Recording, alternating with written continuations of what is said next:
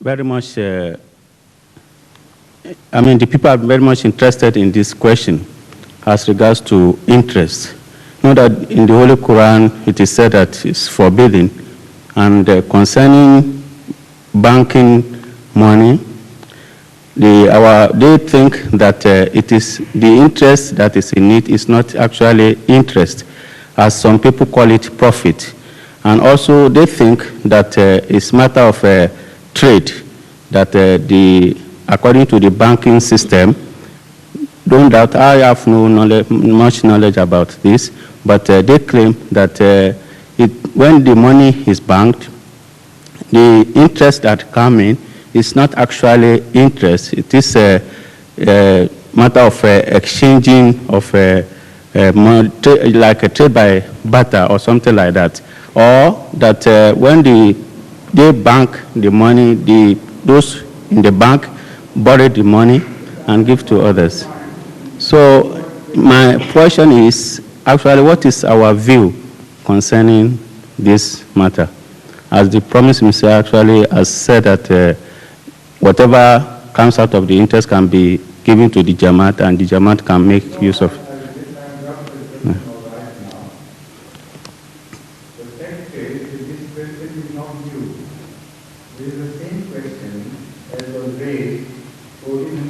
When the Holy Quran was being revealed, and the Holy Quran has dealt with this question and recorded this objection of the non-believers that this is a strange thing. Interest, usually, as mentioned in the Holy Quran, is the same thing as tijara. There is no difference.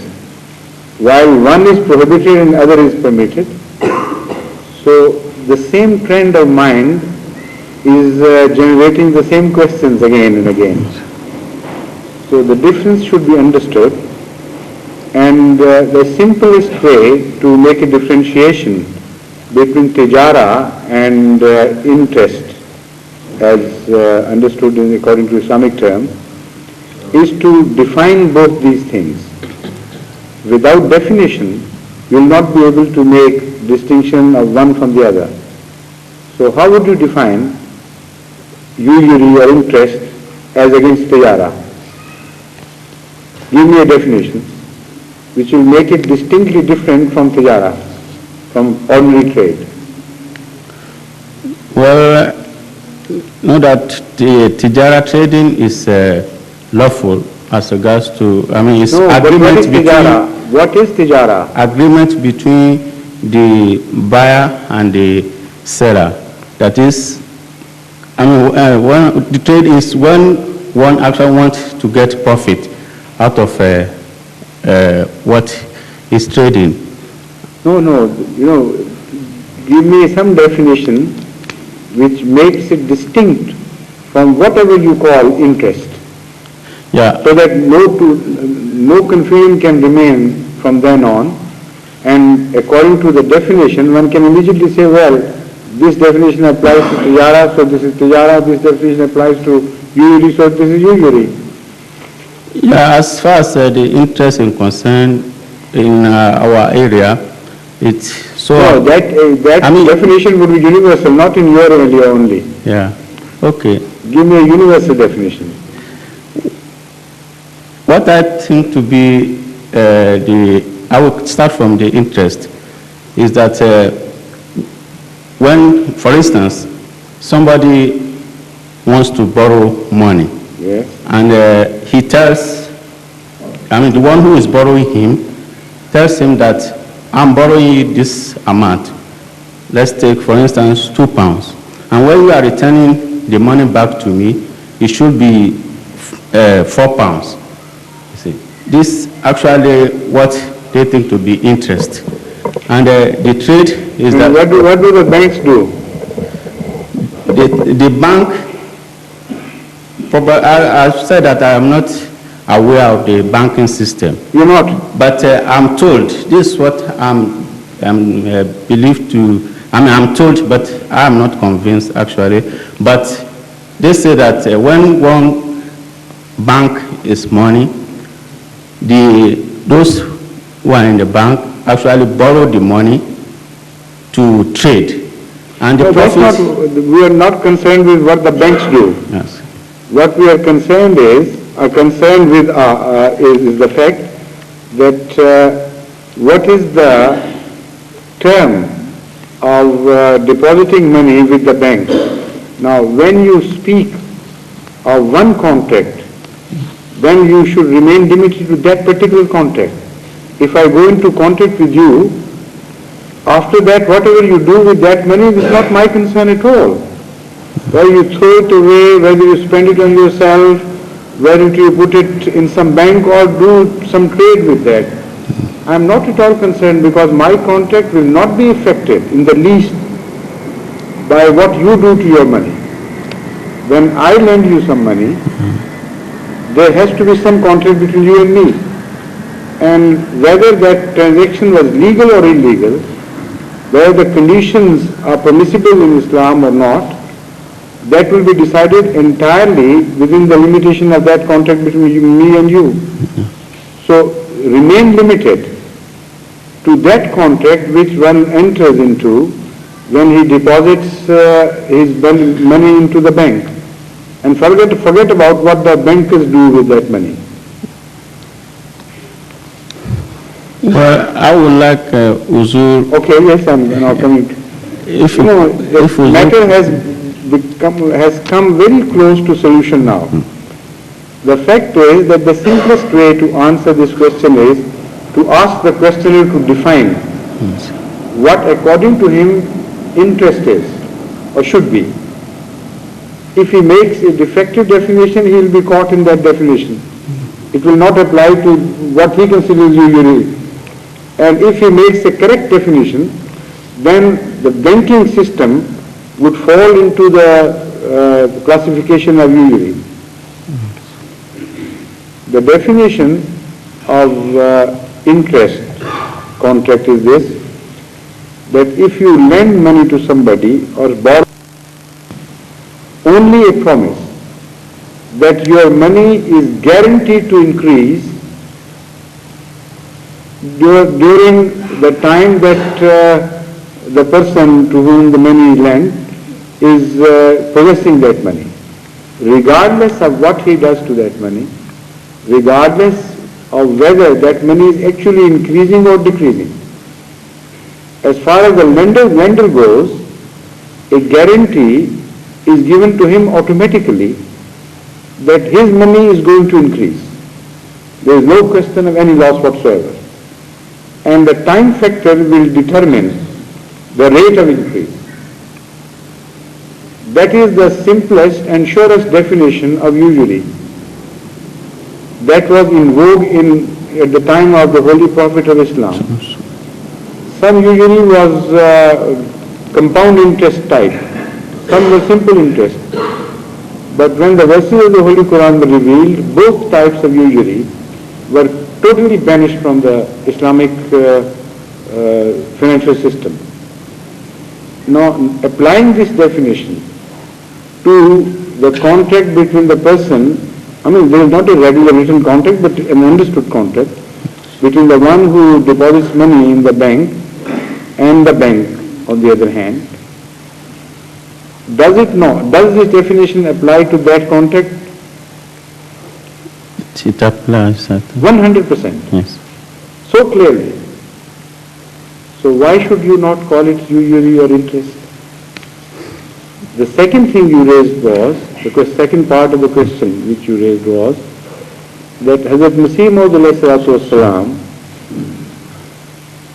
forbade some type of interest which according to the questioner was not the banking system. But it is totally wrong. If the questioner is an Ahmadi, he should realize that the contract, the conditions of the contract between the one who deposits in the bank and the bank on the other hand were exactly the same at the time of Hazrat Masih Maud as they are today. And he defined it to be a forbidden contract under the Islamic ban on usury. He left no doubt about it. In fact, he advised one of his companions, even to suffer loss and to leave all that he had earned so far, forget about that and break that contract. In which usually, not only usually, when he mentioned this, it was in fact, what they call,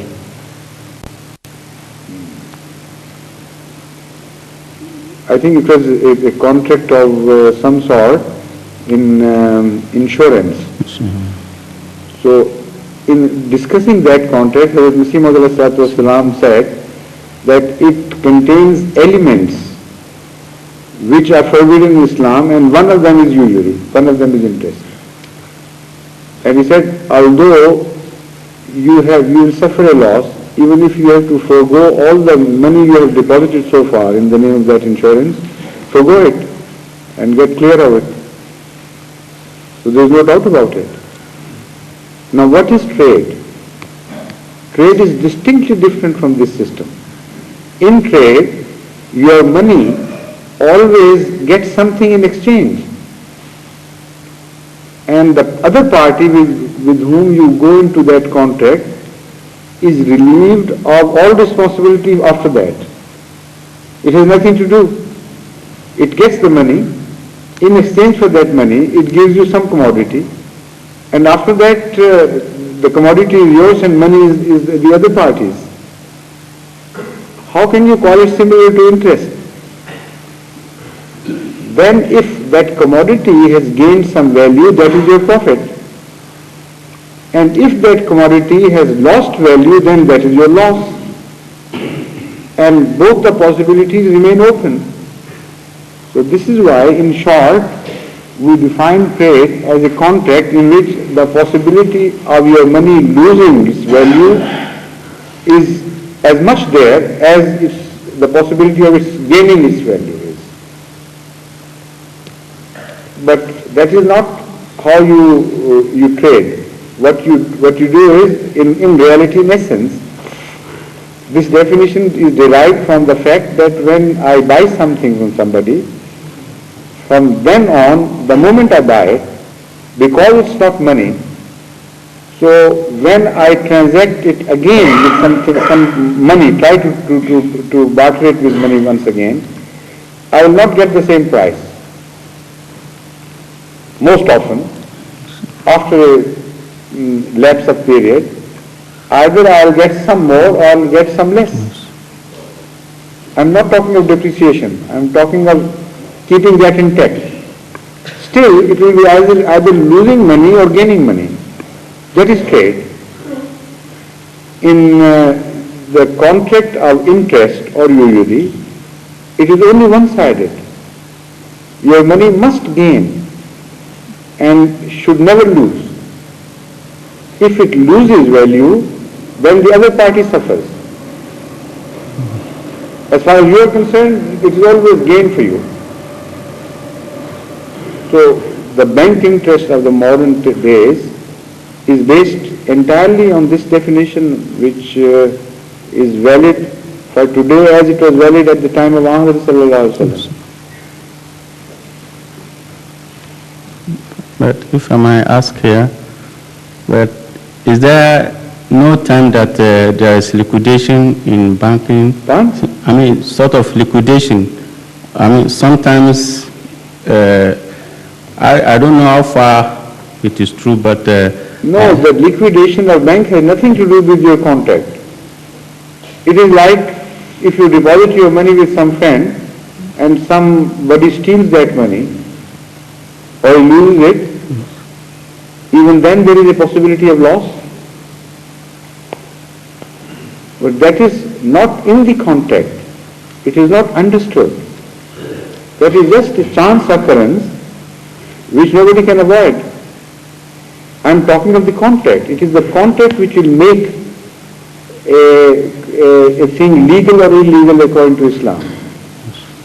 So if you concentrate on the essence of the contract, then it's impossible for you to remain confused any longer. The thing will become very clear.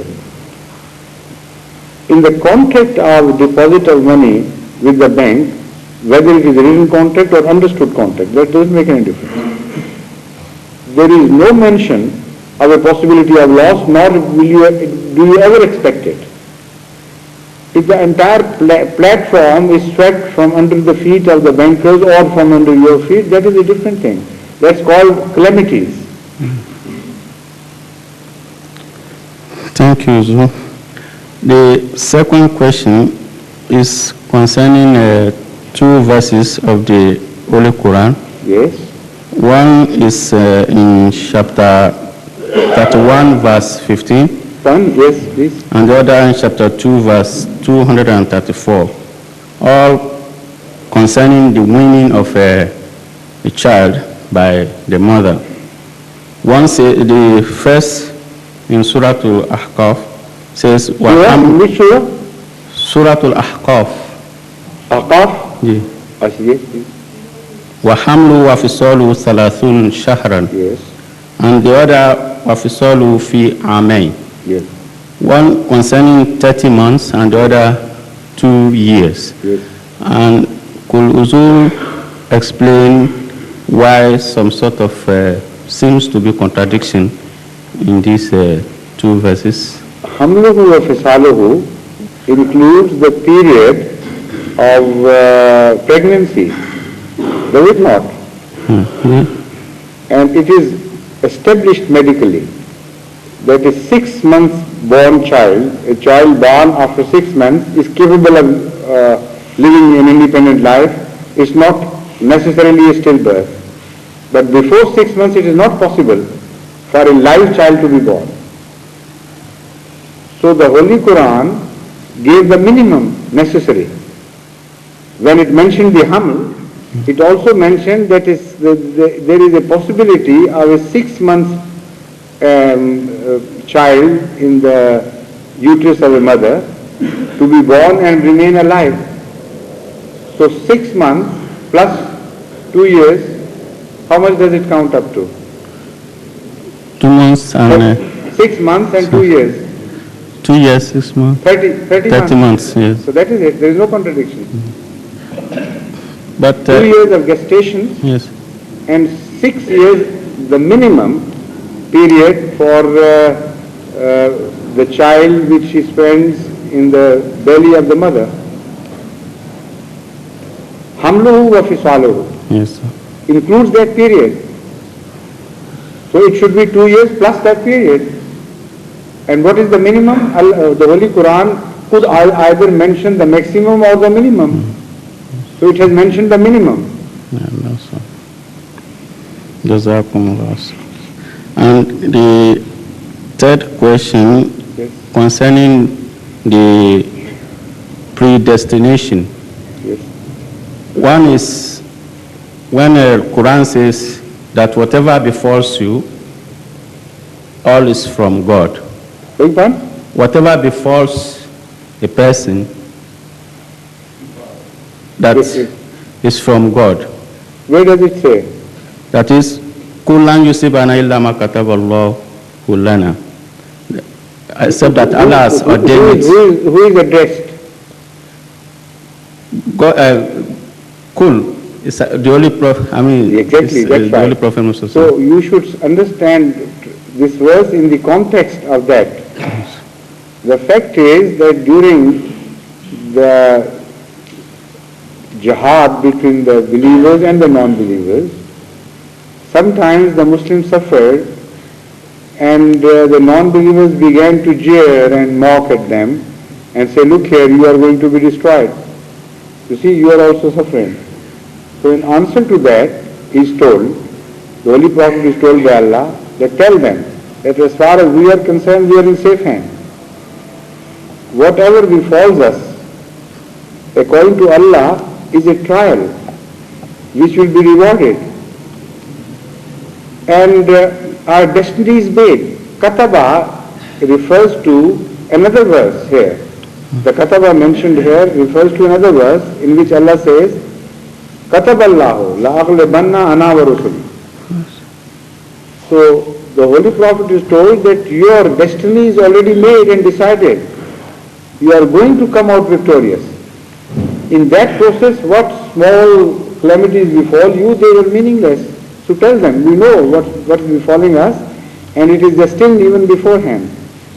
So this is why in Surah Ahzab, the believers are, according to the Holy Quran, quoted to say that what is befalling us, we knew it beforehand, because Allah had told us, predicted that this is going to happen to you. So that is the kitabat here mentioned. The calamities which befall during the course of jihad, during the cross of holy war, is not only predestined in the sense that Allah knows it, but Allah also foretells this to the people. For instance, what happened in 1974 was predicted word for word by Hazrat Muslim Maud, basing that prediction on some verses of the Holy Quran. He said that such things are going to happen to Jamaat Ahmadiyya, and he described that as if he is seeing what is going to happen. So that is the type of destiny which is mentioned here in this verse. Yes, sir. But in another verse of the Holy Quran, though I can't recollect the full verse, but just what it is, the subject matter is concerning that whatever you do is from your own hand. That is, whatever befalls you, it is from your own. So it is not this is why I explained this verse. In the light of this explanation, there is no contradiction. You are building this question towards a contradiction. Yes. So one leg has fallen.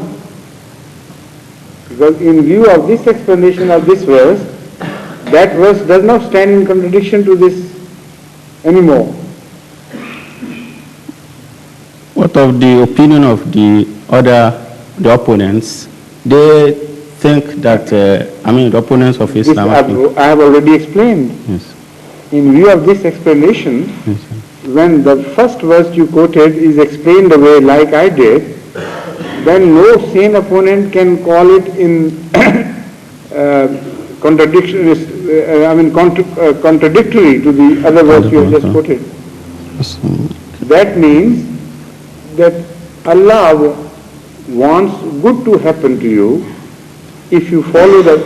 In fact, it is a limited translation which creates all these confusions. The second verse which you have quoted should be taken on its merit alone, and if you once understand the import of that verse, then no question of any contradiction would ever arise in your mind with that verse or any other verse. That verse is describing a general phenomenon, a plan of things in Allah's creation. That plan is that if you follow the laws of Allah completely and perfectly, they are so perfect, there is no contradiction whatsoever in those laws, that you will never face any dangers from any side. You will live a perfect life and a well-oiled and well-lubricated life. There will be no friction, nothing wrong would happen to you. But because life as such, whether it's an animal life prior to man's stage or man's life, because life as general cannot perfectly attune itself to the laws of nature, so you begin to see contradictions and disease and accidents and such things happen. So Allah tells us that whatever befalls you by the way of calamities is your own doing. It is not as Allah would desire it. Allah desires good for you. So whatever of good comes to you, that is Allah's doing. Despite your best efforts, you do receive some good. If it were left to you, you will always suffer. If you were left to do your own things, things of your own choice, you will be completely deprived of goodness.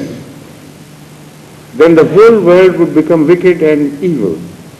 because in some things you simply can't help changing things. So, benefit of goodness flows from Allah to you. For instance, there are laws of nature you can't change, you can't interfere with. For instance, the time of your sowing wheat and the time of reaping the harvest and so on and so forth. They are general laws of nature which you can't change. So when the seed is thrown, even if you do not care, even if you make, even if you commit mistakes, still the laws of nature are so perfect that you do get some reward. And the rain comes without your effort.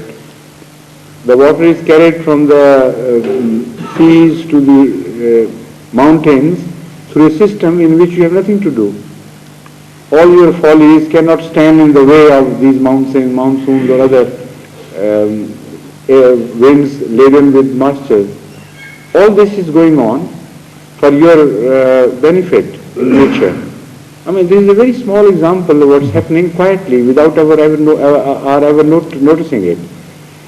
So that is the general import of this verse, that be balanced.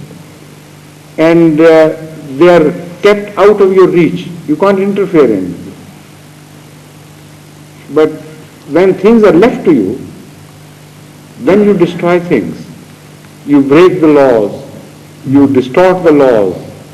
You change the laws to your advantage selfishly and to the disadvantage of other human beings. So the trouble starts. So if you pursue the source of troubles, it will always be determined to lie with you, not with God or with the laws of nature. Jazakumullah. Finally, regarding the prophecy of Hazrat Muslim Maud radiallahu ta'ala anhu, Yes. conversion of 3 into 4. Conversion of? 3 into 4. Yes, right. Yes. Not his prophecy, but a prophecy about him. About him, sorry. Yes, right. So, if Huzur could kindly explain, know that the Prophet Islam. What has Masih Maud Salam himself written about this? He does not know the... So how can I know?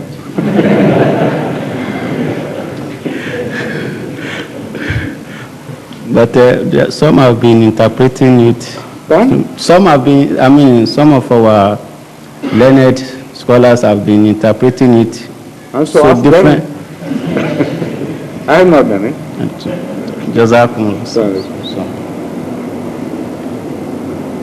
MashaAllah, almost hands up, and from then on, come on.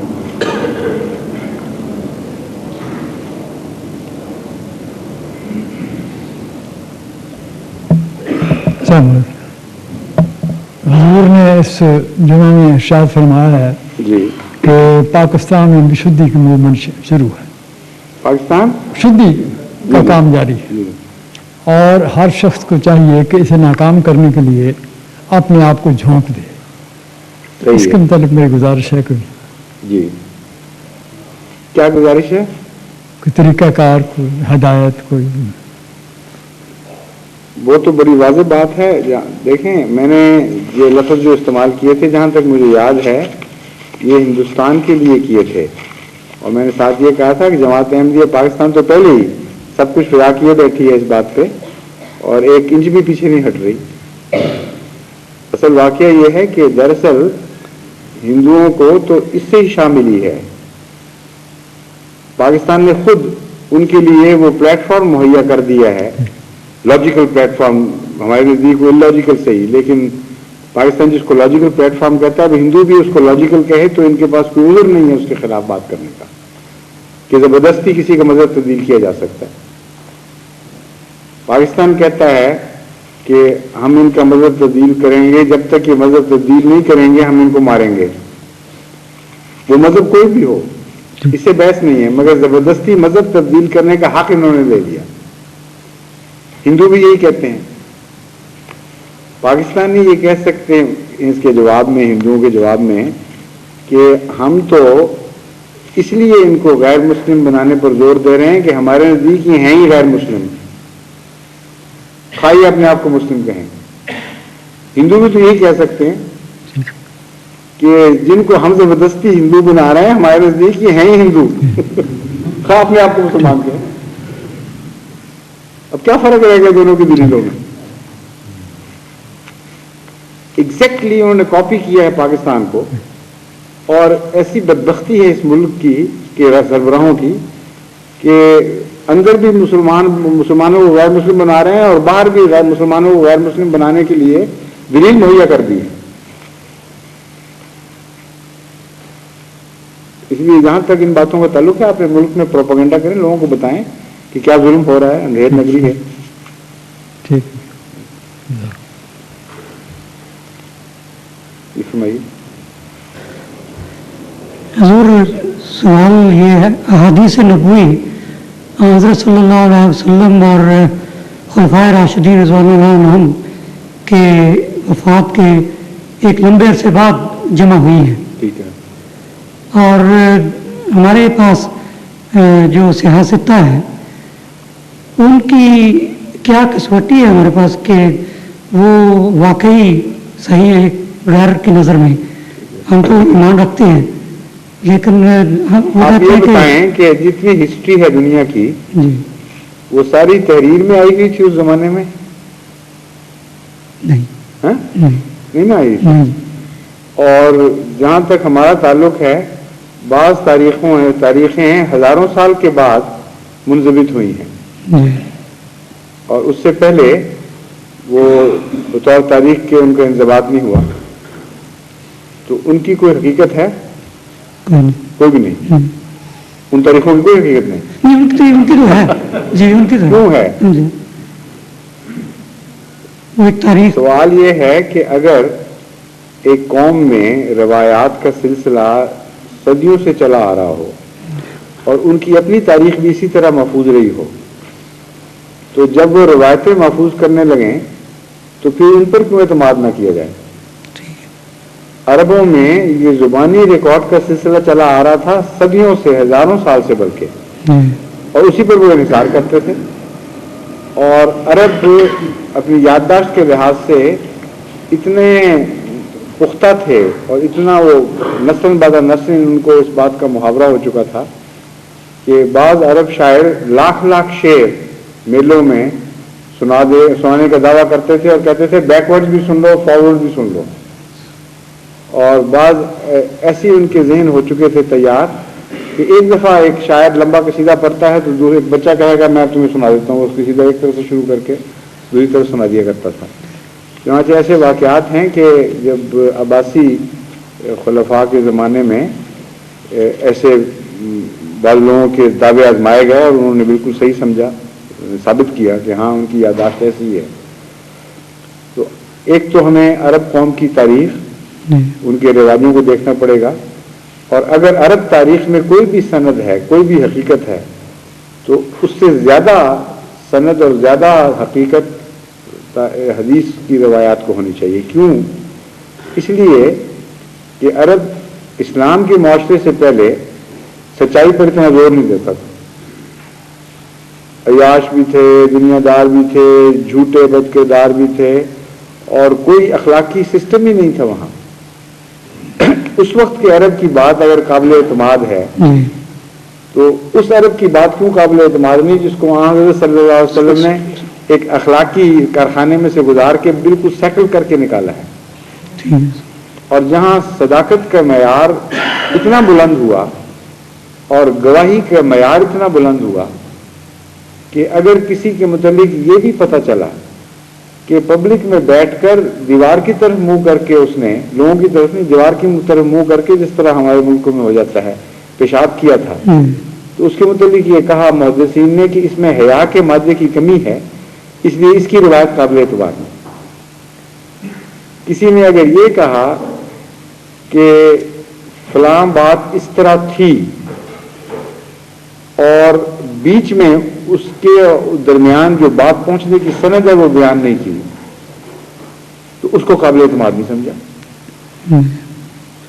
کسی کی عادت تھی کہ بات لپیٹ کر کرتا تھا تو اس کو تلبیس کے الزام میں اس کو بھی مجروح کر دیا. تو معیار گواہی اتنا بلند کر دیا کہ اس کے بعد کسی شک کی کوئی گنجائش باقی رہتی نہیں. اور معیار گواہی بلند کر کے جب حدیثیں محفوظ ہوئی ہیں تو ایک اور عجیب واقعہ ہوا کہ بعض چیزیں تحریر میں آئی ہوئی تھی اس زمانے میں جو اس وقت کے لوگوں کو معلوم نہیں تھی جو حدیثیں محفوظ کر رہے تھے. مثلا بادشاہوں کے بعض خطوط, جب وہ حدیثیں محفوظ ہو گئیں اور بعد میں وہ خطوط دریافت ہوئے تو من و ان وہی عبارت تھی جو بیان کی گئی تھی. تو اس ذریعے سے بھی اور دوسری ذرائع سے بھی اگر کوئی بات قابل اعتماد قرار دی جا سکتی ہے تو دنیا میں ماضی کے متعلق سب سے زیادہ قابل اعتماد بات احادیث ہیں. اور مستشرقین اگر احادیث پر حملہ کرتے ہیں تو دنیا کی ساری الہی کتب ان کے ہاتھ سے نکل جاتی ہیں. کیونکہ جو الہی کتب ہیں, جتنے بھی کتب مقدسہ دنیا میں موجود ہیں, ان کا انضباط تحریری طور پر اصل جس وقت وہ کتب سمجھی جاتی ہیں کہ وہ نازل ہوئی ہے بیان کی گئی اس واقعہ کے بہت بعد ہوا ہے. اور وہاں یہ شرطیں موجود نہیں تھیں جو مسلمان محدثین نے روات کے متعلق, راویوں کے متعلق شرطیں قائم کی, اور وہاں سلسلہ اس طرح محفوظ نہیں ہے. تو نیو ٹیسٹمنٹ بھی ہاتھ سے نکل جائے گا, اولڈ ٹیسٹمنٹ بھی ہاتھ سے نکل جائے گا, اور باقی ساری کتب مقدسہ کی کوئی حیثیت ہی باقی نہیں رہتی. حدیث کا حفاظت کا معیار ہر دوسری الہی کتب سے زیادہ سخت ہے. اس لیے قرآن کے آگے تو پہلے حدیث کھڑی ہے نا, اور یہ بھی قرآن کی حفاظت کے وعدے میں سے ایک وعدہ ہے جو اس شکل میں پورا ہو رہا ہے کہ قرآن تک پہنچ نہیں سکتے جب تک حدیث پہ حملہ نہ کریں, اور حدیث پر حملہ کر نہیں سکتے جب تک پہلے اپنی کتابوں کو قلع کما نہ کریں, ان اصولوں کو ختم کریں, اپنی کتابوں کو ملیمیٹ کریں, تب جا کے حدیث پر حملہ کرتے ہیں. تو قرآن تو بڑے محفوظ قلموں میں بند ہے خدا کے فضل سے, اس کی باری تو بعد میں آئے گی.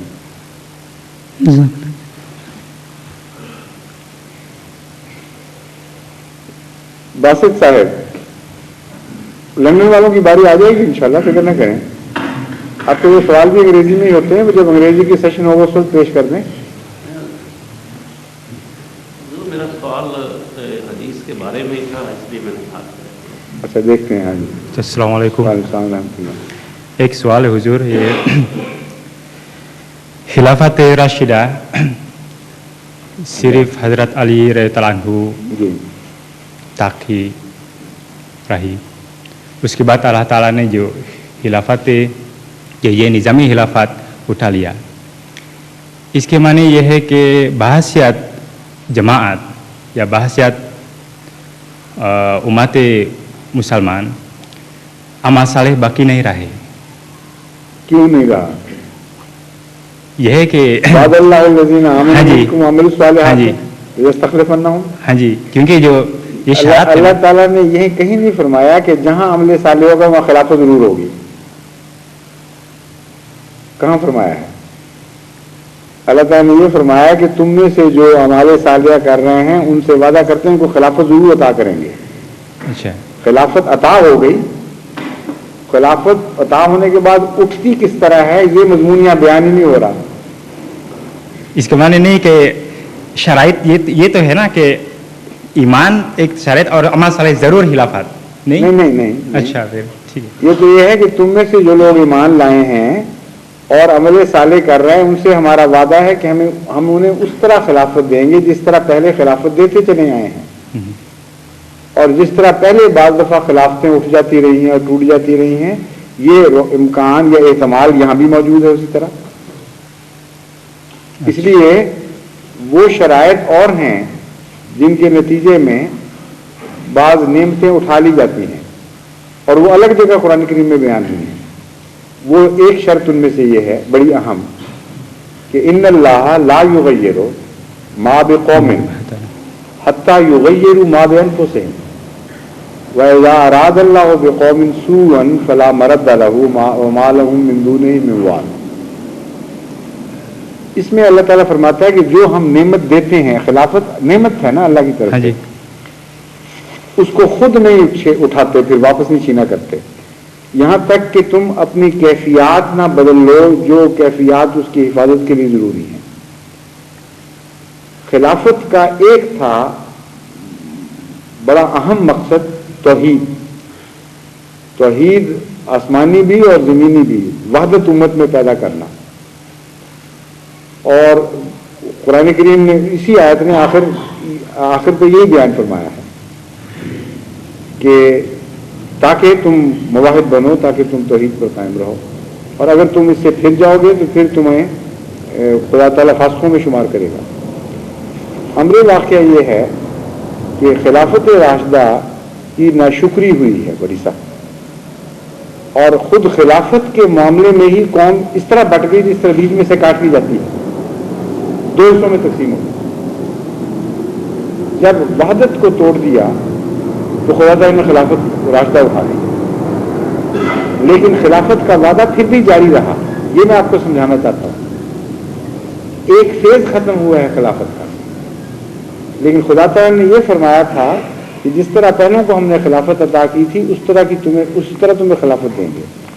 پہلوں میں خلافت دو طرح سے رائج ہوئی، ایک مسلسل بغیر انقطاع کے، اور وہ ہمیشہ جاری نہیں رہی، ایک وقتاً فوقتاً اللہ کی طرف سے خلافت کا اظہار ہوتا رہا، کسی رنگ میں خدا تعالیٰ نے خلافت کی نعمت عطا کی، اور وہ مثلاً حضرت موسیٰ علیہ السلام کو 12 نقیب صرف اپنی زندگی میں نہیں ملے، بلکہ 12 صدیوں میں ان کو 12 نقیب ملے ہیں، اور حضرت عیسیٰ علیہ السلام 14ویں صدی کے ان کے نقیب تھے،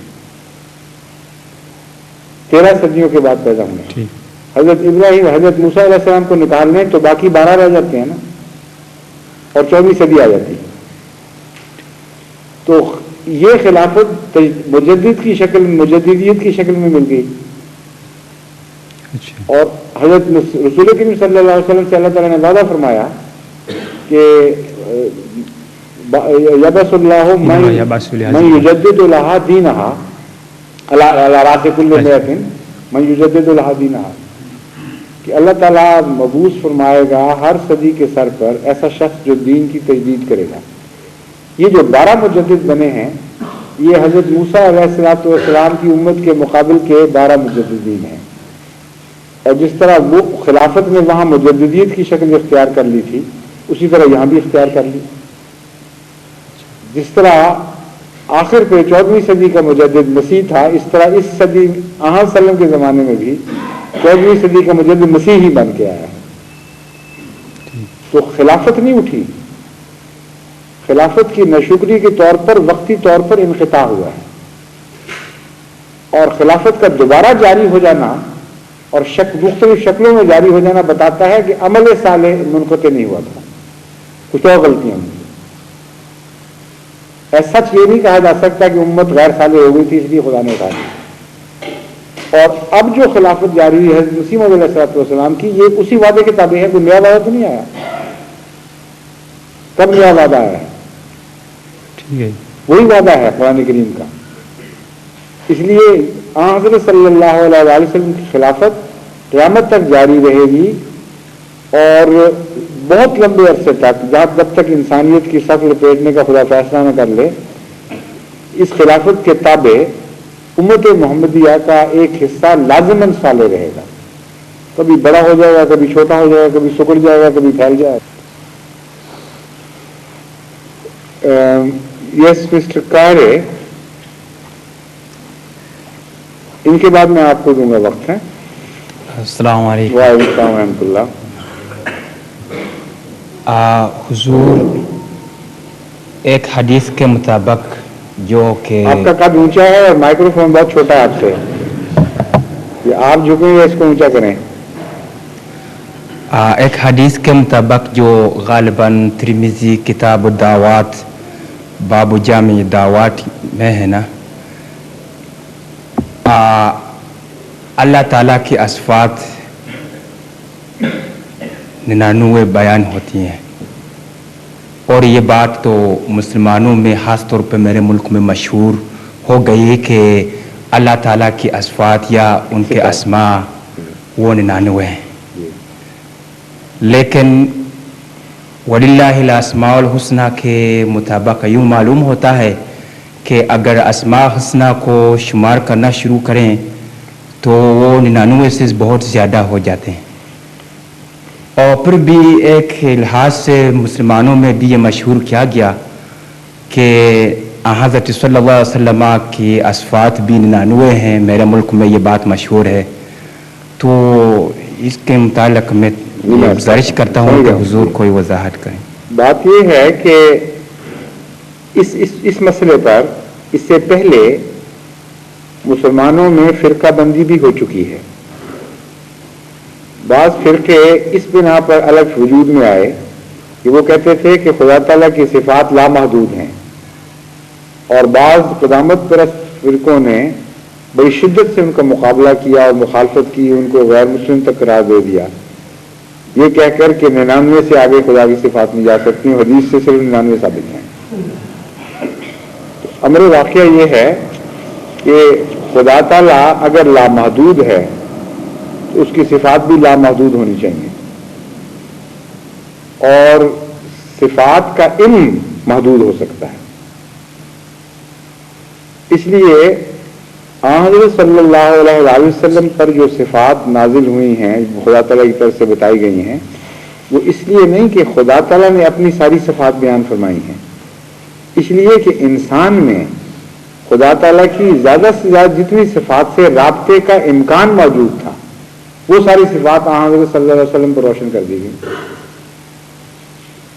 غالب کا مصرع ہے، دیتے ہیں بادہ ظرف قدا خار دیکھ کر. خدا تعالیٰ تو اپنے بندے میں اس حد تک جلوہ گر ہوتا ہے جتنا بندے میں اس جلوے کو قبول کرنے کی طاقت ہے. تو انسان جب خدا نے ڈیزائن فرمایا، جب یہ حضرت صلی اللہ علیہ وسلم کی صورت میں اپنے درجہ کمال کو پہنچ گیا، تو اس وقت خدا جس حد تک بھی اس انسان میں منعکس ہو سکتا تھا وہ سارا منعکس ہو گیا. لیکن یہ کہنا کہ اتنا ہی خدا تھا اس کے سوا نہیں تھا، یہ غلط ہے. اس لیے آپ یہ موقف لے سکتے ہیں کہ ہمیں ان صفات سے زیادہ کا علم نہیں ہے جو حضرت صلی اللہ علیہ وسلم کو دیا گیا تھا، کیونکہ حضرت صلی اللہ علیہ وسلم وہ کامل آدم اور کامل خلیفہ ہیں جن پر اسماء نازل ہوئے ہیں. اس لیے اگر کوئی یہ دعویٰ کرے کہ رسول کریم صلی اللہ علیہ وسلم سے بڑھ کر مجھے اسماء الہی کا علم ہے تو دعوے میں جھوٹا ہے. لیکن اگر یہ دعویٰ کرے کہ امکان موجود ہے کہ اور اسماء ہوں لیکن ہمارے انسانی طاقت کی انتہا سے باہر ہوں تو یہ دعویٰ غلط نہیں. سمجھیں؟ اگر آپ یہ کہیں گے کسی 99 صفات ماننے والے کو کہ اور صفات ہیں جو 99 کے علاوہ ہیں، تو آپ کو بتانا بھی تو پڑے گا نا کون سی صفات ہیں. کون سی صفت بتائیں گے آپ؟ تو نکال کے دکھائیں. جو صفات کے قائل تھے کہ زیادہ ہیں، انہوں نے یہ ترکیب شروع کر دی تھی کہ قرآن کریم نے اللہ تعالیٰ کے جو افعال بتائے کہ خدا یہ کرتا ہے، یہ کرتا ہے، یہ کرتا ہے، مثلا غضب نازل کرتا ہے، ان کا مغضب ایک صفت ہو گئی. اور خدا تعالیٰ فلاں کام کرتا ہے، فلاں قسم کی بہت ساری ایسی صفات ہیں خدا تعالیٰ کی جو صفات نہیں ہیں. خدا تعالیٰ کی بعض صفات کے اظہار میں بعض فیصلے صادر ہو رہے ہیں، اوامر ہیں. ان سب کو ان لوگوں نے صفات میں بدلا اور ایک لمبی لسٹ بنا دی. وہ ایک محض دراصل تمسخر تھا صفات الہی سے، کیونکہ قرآن کریم میں جتنی باتیں بھی خدا تعالیٰ کے متعلق بیان فرمائی ہیں وہ ان ساری صفات کے تابع ہیں جو قرآن میں بیان ہوئی ہیں. اور صفات کا مضمون ایسا ہے کہ جس میں اگر آپ مزید غور کریں گے تو ایک اور حیرت انگیز بات آپ کو معلوم ہوگی کہ جو 99 صفات ہیں یہ خود بھی اپنے اندر لامحدود امکانات رکھتی ہیں، کیونکہ صفات کے تابع اور صفات ہیں، اور صفات کے کمبینیشن سے اور صفات بنتی ہیں. اگر آپ اس مضمون کو سائنٹیفکلی سمجھنا چاہیں تو آپ یہ دیکھ لیں کہ آپ کو دنیا میں کتنے رنگ نظر آتے ہیں. آپ مختلف زبانوں میں جتنے رنگوں کے نام ہیں سارے جمع کر لیں, اس کے علاوہ بھی رنگ آپ کو نظر آتے رہیں گے. اور بنیادی طور پر صرف 5 رنگ ہیں. پہلے یہ کہا جاتا تھا, پھر پتہ لگا کہ نہیں 3 ہیں بنیادی طور پر. اور اب مجھے معلوم نہیں کہ آج کل سائنٹسٹ کیا کہہ رہے ہیں, لیکن در حقیقت 3 رنگوں کے ہیر پھیر میں یہ سارے دنیا کے بے شمار رنگ آپ کو دکھائی دے رہے ہیں. اور جو مزے ہیں آپ کے کھانے پینے کے, وہ لامحدود ہیں, ان کو گن ہی نہیں سکتے آپ. اور صرف 4 فیکٹر ہیں آپ کے مزے معلوم کرنے کے, اس کے سوا ہے ہی کوئی نہیں. انہی کے سے مزے طے ہوتے ہیں.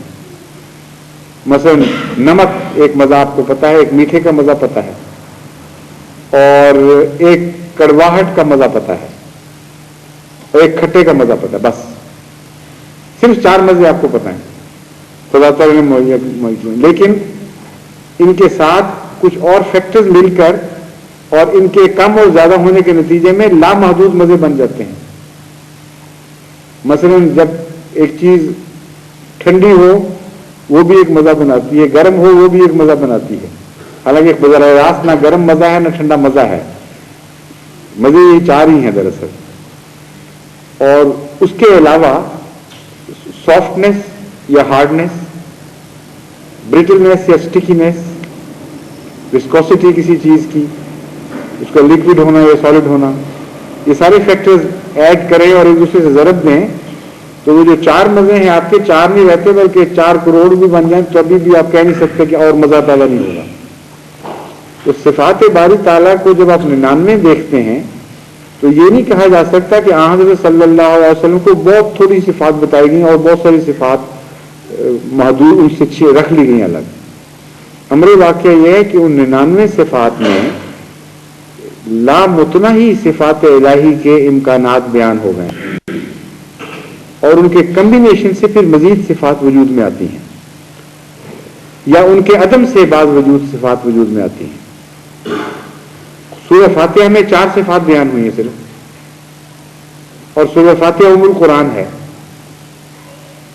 تو اگر سورہ فاتحہ میں باقی صفات بیان ہی نہیں ہوئی تو ام القرآن کہاں سے ہو گئی؟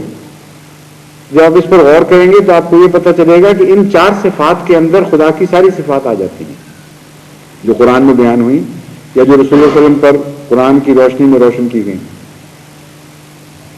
غضب کا ذکر ہے نا سورہ فاتحہ میں, اور زوال کا ذکر ہے, ضلالت کا.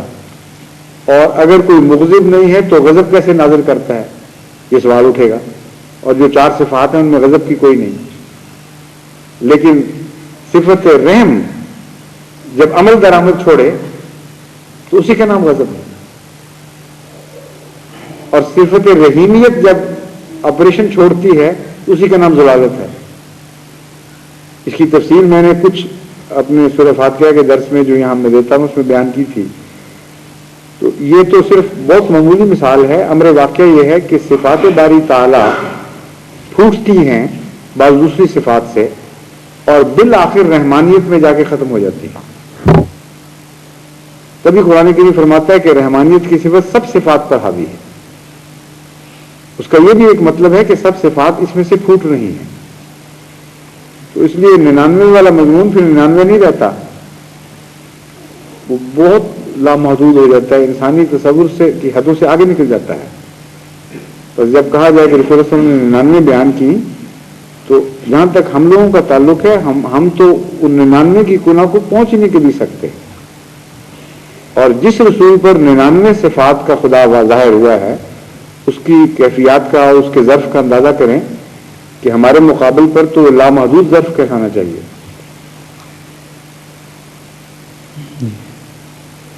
سمجھیں؟ ان لوگوں سے مناظرے کرنے کی بجائے ان کو ان باتوں کا عرفان سمجھائیں. یہ ہے جو ضرورت ہے. احمدیت کو یہ چیز دینی چاہیے غیروں کو.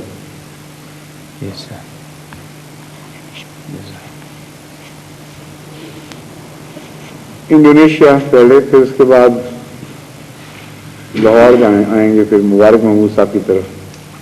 Assalamualaikum.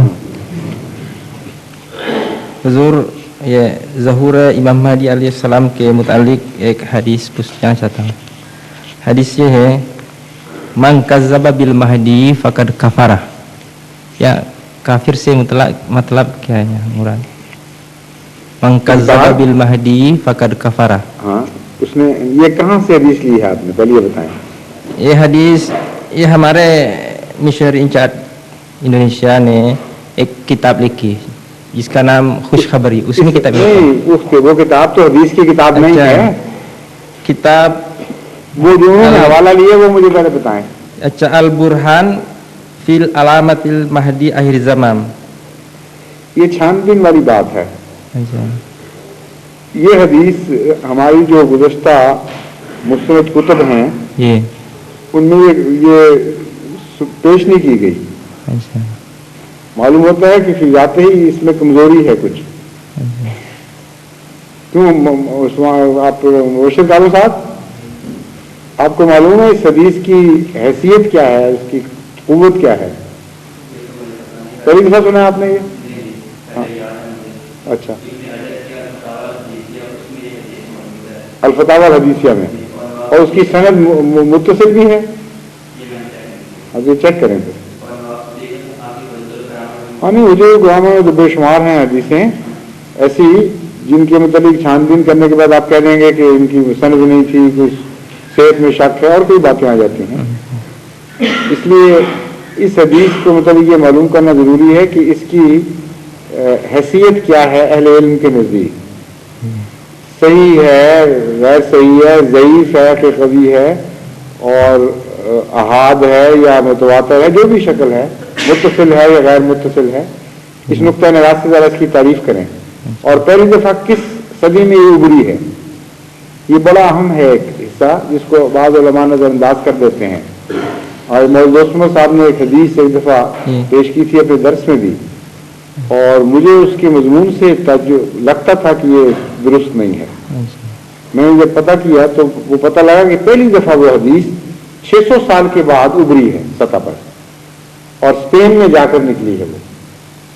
तो जब हदीसों की मुश्तमिल होनी शुरू हो गई, रिवायतें कलमबंद होने लग गई, उस जमाने से 400 साल बाद तक इंतजार करना एक हदीस का और फिर उभरना, ये बड़ी शक वाली बात है. इसलिए ये भी देखना पड़ेगा कि वो हदीस पहली दफा मंजर आम पे कब आई है. अगर पहली मरतबा मंजर आम पर रसूल सल्लल्लाहु अलैहि वसल्लम के जमाने के करीब आ जाए तो बाकी बज़ाहिर जो कमजोरियां हैं वो नजरअंदाज की जा सकती हैं, मगर बहुत बात की हदीस को फिर नजरअंदाज नहीं कर सकेंगे कमजोरी को. इसके मुकाबले पर जो हमने अपने उसमें पढ़ी हैं हदीसें, जो मुस्लिम सल्लल्लाहु ने भी कोट की हैं, बाकी उलमा उनको इस्तेमाल करते हैं. इमाम महदी से मुतल्लिक वो बायू वाली है कि जब तुम इमाम महदी का ज़माना पाओ तो 2 रवायतें हैं उसमें. एक ये कि बर्फ़ की सिलों पर घुटनों के बल जाना पड़े तो जाओ और उसको मेरा सलाम कहो. दूसरा वर्शन है उसकी बैत करो. बस जब रसूल सल्लल्लाहु अलैहि वसल्लम बैत का हुक्म दे दें तो बैत ना करने वाला रसूल सल्लल्लाहु अलैहि वसल्लम का मुनकिर बन जाता है और इमाम से खाली हो जाता है. उसको काफिर कहें, फासिक कहें, जो भी कह लें आप, वो काफ़ी है हदीस. ये हदीस जो है छानबीन के लायक है. मैं अभी नहीं उसके मुताबिक कुछ कह सकता.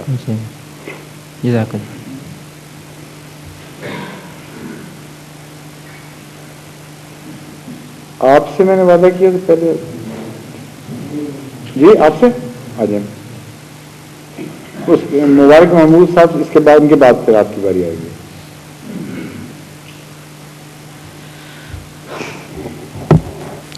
अस्सलाम वालेकुम. खिलाफत अहमदिया के मुबारक वजूदों के मकबूलियत दुआ के लाखों अहमदी गवाह है, लेकिन इसके बिलमुकाबला लोग कहते हैं कि हमने फलां कब्र पर ये चढ़ावा चढ़ाया और हमारी मुराद पूरी होगी. और शिया और बरेलवी हनफी जो हैं वो ज़्यादा मौजूदात बयान करते हैं. हुजूर इसके फ़र्क की आप छानबीन करें. उनका हक है, जिनको आप दावा पेश करते हैं उनका हक है, वो आपकी छानबीन करें. आपका हक है उनकी छानबीन करें. ایک دفعہ ایک سندھ کے ہمارے احمدی دوست تھے جو کسی زمانے میں بہت مشہور وہاں کے ڈاکو چور 5 عیب شری ان کے اندر موجود تھے. احمدی نہیں تھے اس زمانے میں, اور اتنے وہ علاقے میں مشہور تھے اس لحاظ سے کہ ایک خاص نام دیا جاتا ہے اس شخص کو جس کو کہتے ہیں 5 ایوب شری موجود ہیں اس میں. پانچوں ایوب شری اچھا جو مشہور ہیں کہ 5 بنیادی ایوب جو شریعت جن سے روکتی ہے وہ ان میں موجود ہیں.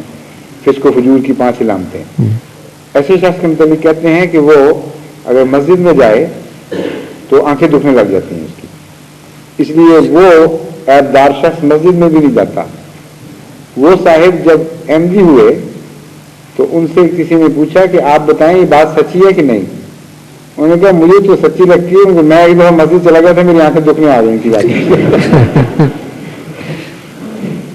جب وہ احمدی ہوئے تو اللہ کے فضل سے بڑی انہوں نے نمایاں تبدیلی دی. چوروں قطب بننے والی جو کیفیت تھی نا وہ اس کے قریب پہنچ گئے. ہر لحاظ سے خدا کے فضل سے عبادت گزار, تبلیغ کرنے والے, قربانی کرنے والے, لوگوں کو مارنے کے بجائے مار کھانے والے دین کی خاطر. ان کا میں آپ کو واقعہ اسی قسم کا سنا دیتا ہوں. انہوں نے بیان کیا کہ ایک دفعہ میں گیا تو ایک پیر صاحب کی مجلس لگی ہوئی تھی اور بہت ہجوم تھا, بہت مشہور پیر تھے کوئی, اور باہر لوگ بیٹھے ہوئے ان کے خلیفے ان کے دوسرے باتیں کر رہے. پیر صاحب اندر تھے کہیں. تو میں چلا گیا, میں نے احمدیت کی تبلیغ شروع کر دی. انہوں نے کہا کہ تم ہمیں یہ بتاؤ کہ مرزا صاحب کا کوئی معجزہ ہے. انہوں نے بات کی یہ معجزہ کیا ہوا. مرزا صاحب نے کسی مردے کو زندہ کیا. انہوں نے کہا جی کوئی یہ کبھی نہیں کیا, مجھے علم پتہ. انہوں نے کہا پھر ہمارا پیر تو مردے زندہ کرتا ہے, اب تو ہمیں کیا تبلیغ کرنے آ گئے. انہوں نے کہا واقعی پیر مردے زندہ کرتے ہیں. ہاں, انہوں نے کہا پھر اگر یہ مردے زندہ کرے تو بڑا پیر ہے, پھر آپ کو کیا ضرورت ہے احمدی ہونے کی. بیٹھ گئے وہاں, باتیں اور شروع ہو گئیں. اس کے بعد جو خلیفہ صاحب تھے ان کے جو بات کر رہے تھے, دعویٰ کر رہے تھے, ان سے انہوں نے پوچھا یوں بھولے سے بن کے کہ آپ کی والدہ صاحبہ زندہ ہیں. انہوں نے کہا نہیں وہ فوت ہو گئی ہیں. تو انہوں نے کہا اچھا پھر پیر صاحب جس دن آپ کا پیر آپ کی والدہ کو قبر سے نکال کے لائے گا مجھے بلا لینا, میں بھی بات کر لوں گا. تو ہاتھ کنگن کو آسی کیا یہ ہوتا ہے تحقیق کا حق. کوئی دکھائیں بات, کوئی دوسری آنکھ بھی دیکھے. غالب تو یہاں تک کہتا ہے کہ پکڑے جاتے ہیں فرشتوں کے لکھے پر ناحق, آدمی کوئی ہمارا دم تحریر بھی تھا. تو جو مخالف ہے جس کو قائل کرنا ہے موضوع سے, اس کا بھی تو کوئی آدمی دم تحریر ہونا چاہیے. یوں ایک طرفہ باتوں سے کیا ہوگا. حضرت مسیح موعود علیہ السلام کے جو موضوع ہیں اس کا مخالف گواہ, زمانہ گواہ, ڈوئی کا معاملہ مجبور ہو گیا ہے ماننے پر کہ ہاں یہ بات سچی ہے. عبدالحق صاحب کی اولاد ہوئی, جن حالات میں شیخ عبدالحق صاحب کی رشیا نے آج انسائکلوپیڈیا لکھا ہے مذہب کا, اس میں ذکر کیا اس کا کہ لوگ کیوں مانتے تھے. ایسے واقعات ہوئے, ہم انکار نہیں کر سکتے. وہ جو واقعہ ہے عبد الکریم کے دیوانے کتے کاٹنے والا, وہ واقعہ لکھا ہے انہوں نے, اور میرے پاس اس کا اصل مسودہ موجود ہے. اس کی ٹرانسلیشن کروائی ہم نے, حیرت ہوئی. مضمون نگار لکھتا ہے کہ یہ پاپولر ہوئی یہ موومنٹ, اس کی ایک وجہ ان کے فاؤنڈر کا یہ دعویٰ تھا کہ میں موجزے دکھا سکتا ہوں, خدا سے میرا تعلق ہے. اور جو باتیں زیادہ مشہور ہوئیں, جن کے متعلق تحقیق کہتی ہے کہ واقعتاً ہو گئی تھی, انہوں نے پنجاب پر اثر کیا اور ان میں پھیلے. ان میں ایک یہ واقعہ بھی بیان کیا, اور بھی بعض باتیں لکھی ہیں. تو موضوع تو وہ سدیریا بھی مان رہا ہے, نہ کہ ایک پیر کے مرید باتیں کر رہے ہیں. پیران نہیں پرانن, یہ تو مشہور ہے واقعہ. وہ تو مریدان نہیں پرانن, پیران نہیں پرانن, مریدان نہیں پرانن.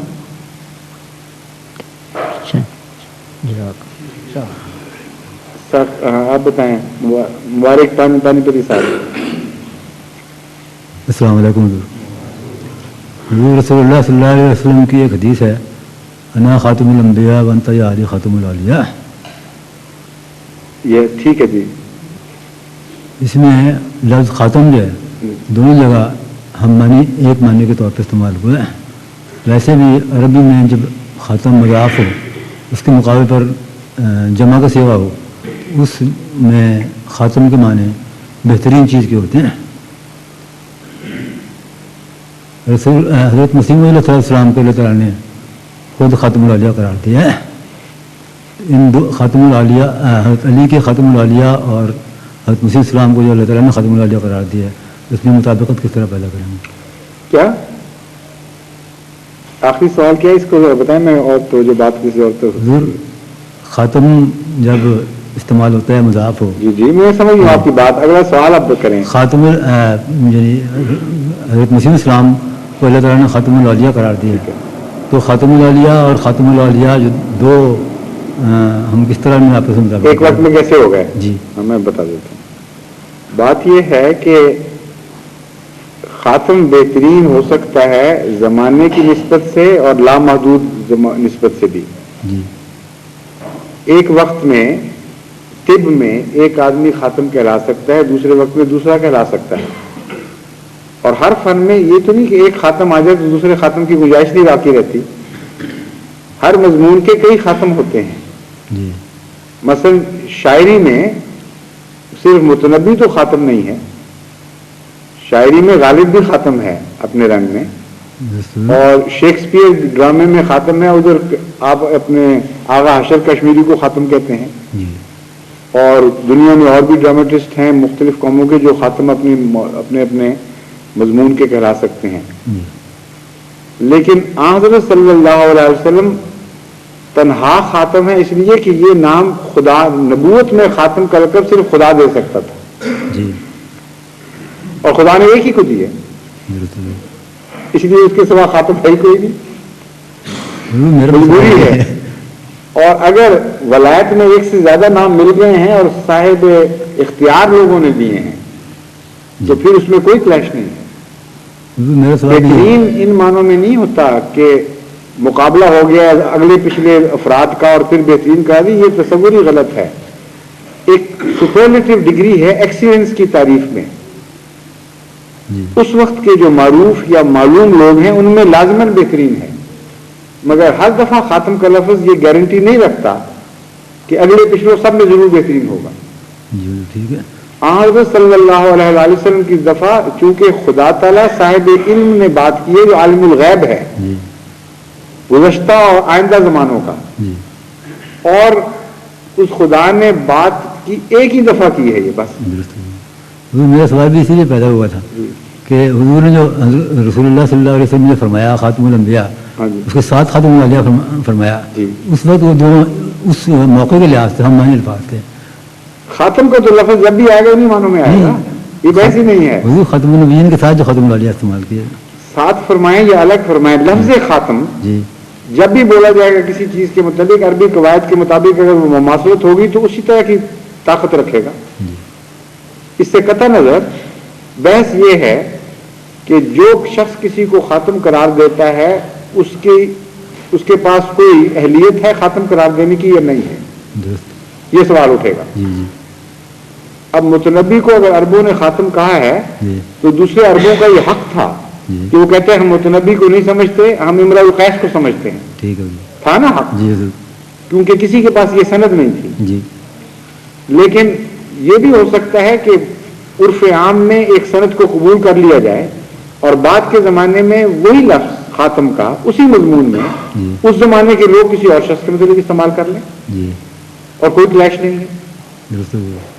طب میں ابو علی سینا کو بھی خاتم کہا گیا ہے اور اجمل خان صاحب کو بھی خاتم لکھا گیا ہے, اور کبھی کسی کے دماغ میں نہیں آیا کہ کلیش ہو گیا ہے. اس لیے خاتم کا لفظ اگر ایک سے زائد دفعہ استعمال ہوا تو اس کے دو امکانات ہیں. یا تو یہ کہ ایک استعمال جو تھا وہ اپنے زمانے کے لیے تھا اور دوسرا استعمال اپنے زمانے کے لیے تھا, اور دونوں جائز ہیں. ٹھیک ہے. دوسرا اس کا مفہوم یہ ہو سکتا ہے کہ خاتم کا لفظ جس طرح بالعموم تعریف کی انتہا کے لیے استعمال ہوتا ہے, دونوں قابل تعریف میں انتہا تک پہنچ گئے, بس اتنا مراد ہے, موازنہ مراد ہی نہیں ہے. اور تیسری بات جیسا کہ میں نے بیان کی تھی, یہ دیکھا جائے گا کہ کہنے والا کون ہے. اگر اس کو سند ہے تو وہ لفظ خاتم کا ضرور ٹھیک بیٹھ جائے گا. ٹھیک ہے. حضرت صلی اللہ علیہ وسلم کو سند حاصل تھی جی کہ کسی کو ولایت کا خاتم قرار دیں، درست ہو اور خدا تعالیٰ کو بدرجہ اولا سند حاصل ہے کہ کسی کو ولایت کا خاتم قرار دیں، ٹھیک ہے اس لیے دونوں خاتم ہیں۔ ٹھیک ہے جزاک اللہ اور اگر خدا کے علم میں ایک سے زیادہ خاتم ہوں تو پھر ایک سے زیادہ خاتم ہو سکتے ہیں۔ حضرت صلی اللہ علیہ وسلم کو متعلق ہم اس لیے نہیں کہتے کہ آپ اگلے پچھلوں میں خاتم کی وجہ سے منفرد ہیں، ٹھیک اس لیے کہتے ہیں کہ خدا نے آپ کے سوا کسی کو خاتم قرار ہی نہیں دیا، ٹھیک ہے درست ہو کوئی سند نہیں ہے، ساری دنیا کی کتابیں چھان ماریں جی کہیں کسی مذہب کے دعوے میں ہی نہیں شامل کہ خدا نے کسی اور نبی کو ختم کرا دیا ہو۔ جی اس لیے نہ صرف یہ کہ بہترین ہیں بلکہ خدا کے علم کے مطابق اگلوں پچھلوں ہر زمانے میں ہر جگہ بہترین ہیں۔ ٹھیک ہے جزاک اللہ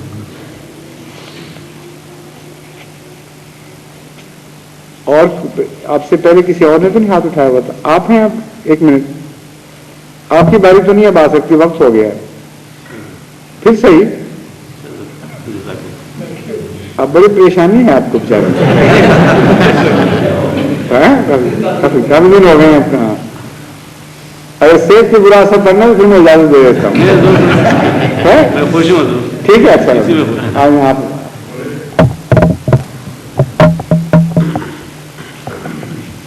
عبدالرشید صاحب بھی تو آخر صبر کاری میں ہے نا؟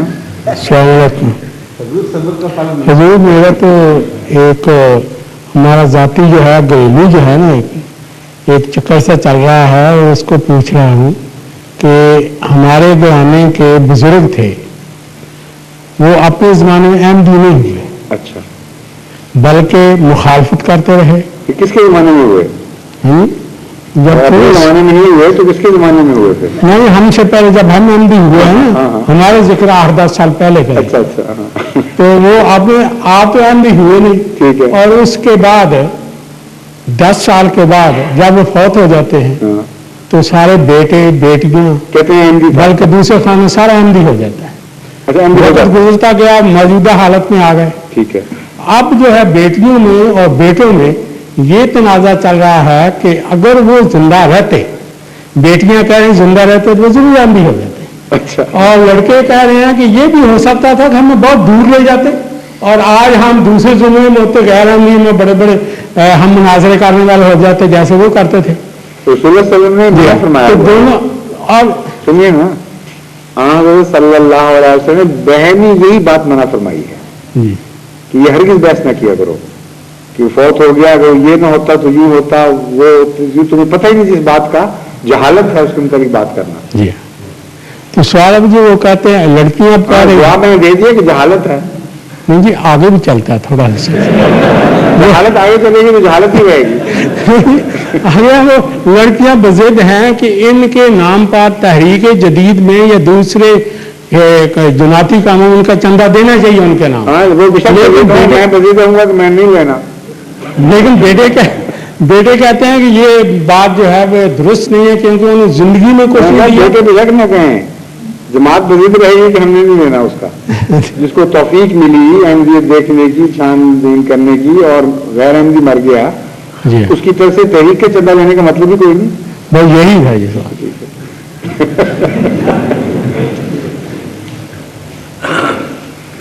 صدقہ خیرات کریں جو عمومی چیز ہے، اس کا احمدیت سے تو تعلق نہیں، وہ تو بری انسان کی بھلائی کا ایک ایسا حکم ہے جو عام ہے، لیکن تحریک جدید جب بات کریں گے تو خاص احمدیت کی بات ہے یہ، اس لیے ہم اس کے اندر ایسے شخص کو شامل نہیں کریں گے جو مر گیا مخالفت کی حالت میں۔ لیکن ایک بات ہے کہ جو زندگی میں غیر احمدی رہا ہو اور پیش کرنا چاہے تحریک جدید کا خود، اس کا وصول ہم کر لیتے ہیں، ہر صورت میں نہیں، بعض صورتوں میں اگر وہ نیک دل مشہور ہو، ہمدرد ہو جماعت کا، اس کے مطابق ہم یہ سمجھتے ہیں کہ وہ احمدی اس لیے نہیں ہو رہا کہ ڈرتا ہے معاشرے سے اور اس کے دل میں تمنا ہے خدمت کی اور اس طرح وہ ہاتھ شامل ہو گیا، لیکن جس شخص نے اپنی زندگی میں کوئی ایسا کام نہ کیا ہو کہ جماعت احمدیہ کی خدمت کی ہو، چندے دیے ہوں، مدد کی ہو، وہ اگر مر گیا تو اس کا کوئی چندہ وصول نہیں کیا جائے گا۔